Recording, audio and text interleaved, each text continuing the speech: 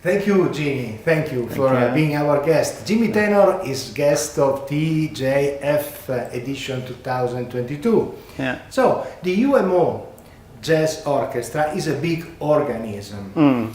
Which are the dynamics and the point of balance inside it?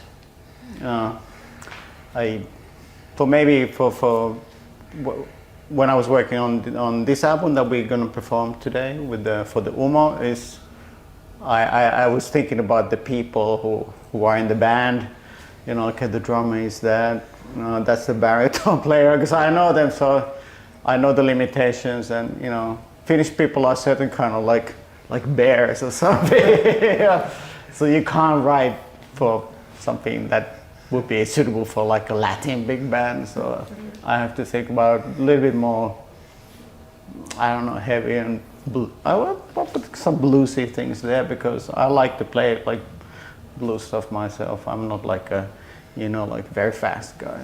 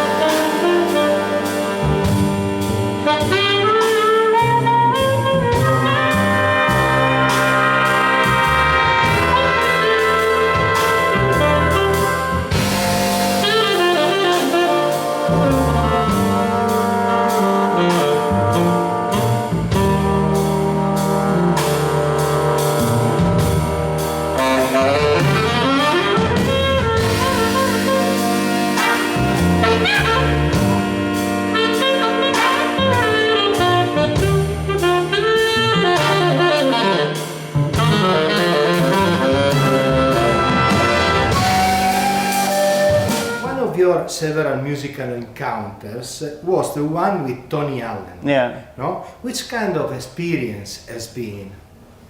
With Tony? Yeah.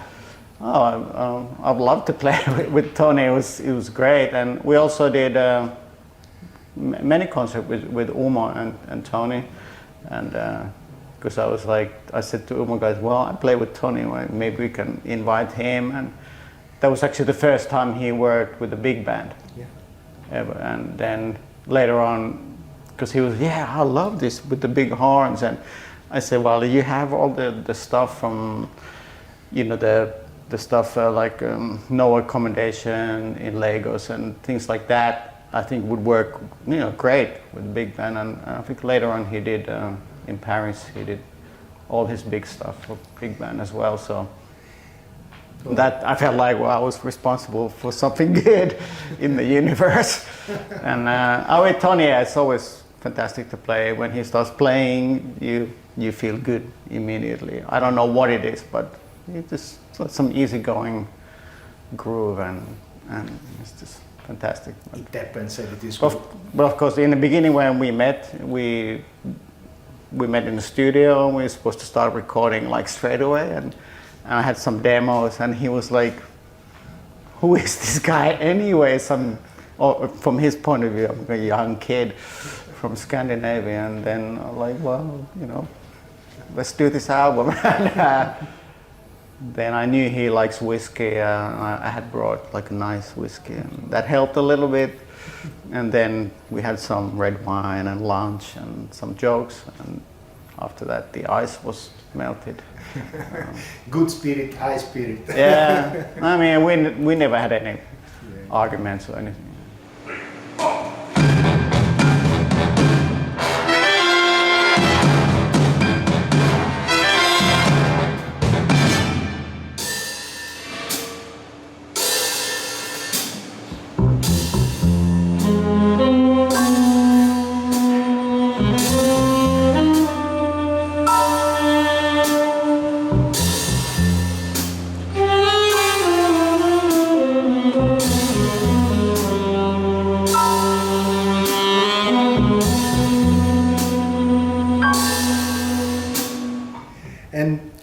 Did all your musical dreams come true, or not? I think more things came true than I ever could dream.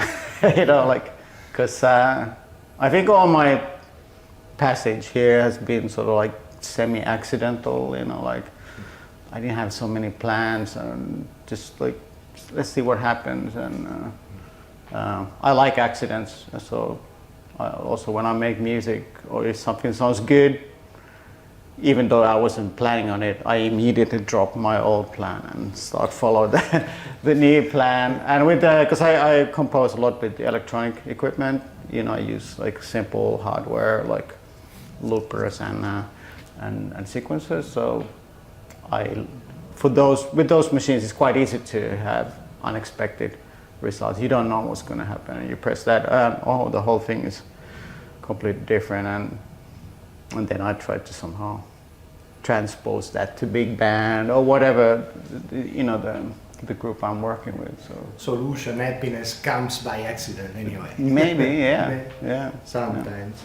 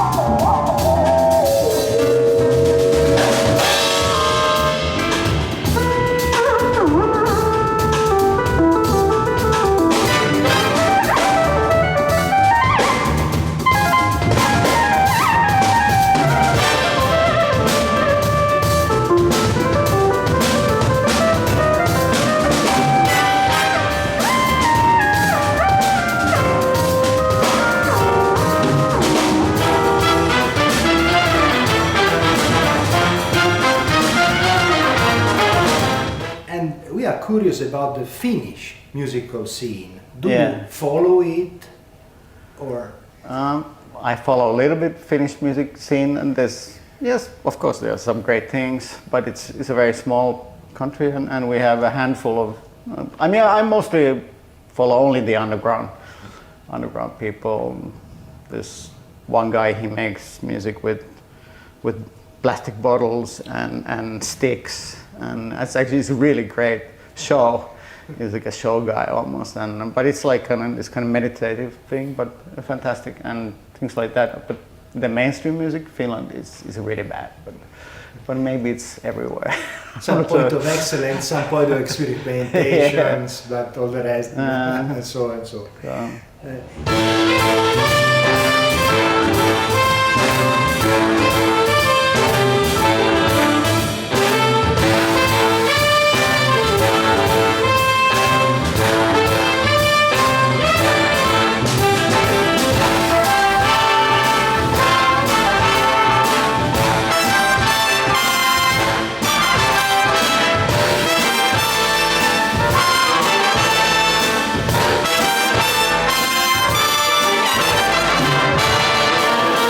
In several stages of your career, your music has been filled with technical and artistic innovation.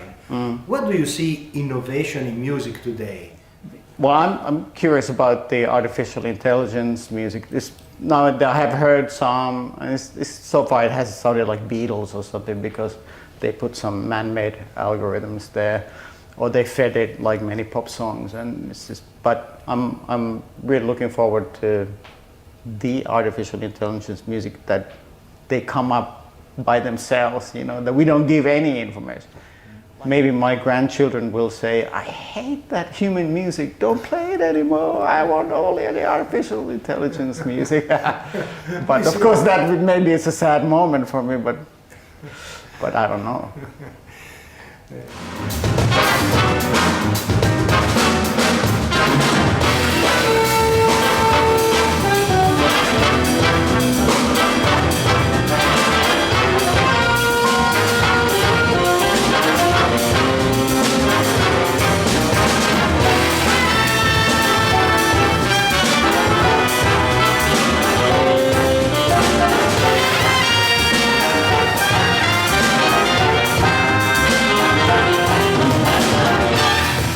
your sound is sometimes difficult to describe, no? And I think this is good. Well, And this is exactly your trademark, I think, off the beaten path. How would you describe it? How would you describe it?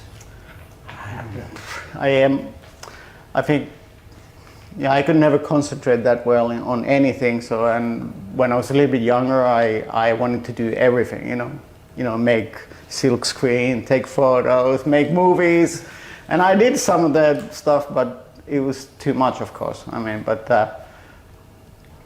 now I concentrate almost totally on music. So, just there's a lot of days in 1 year and in 10 years. So there's crazy amount of days. And I don't always feel the same, and I don't want to limit myself or censor my music that, oh, it's not jazz or it's not electronic, I can't do this. Of course I can do it, if I feel like it. But of course it's a commercial suicide, but I can't eat more than one hamburger at one time. So it's enough for me if I get wine, food, I pay my rent, and that's enough. Yeah, and then experiment and be glad to experiment. Yeah, I mean, if you get more money, what does it bring any happiness or more value to your life? I don't think so. Maybe you start worrying about your investments. Yeah. Yes.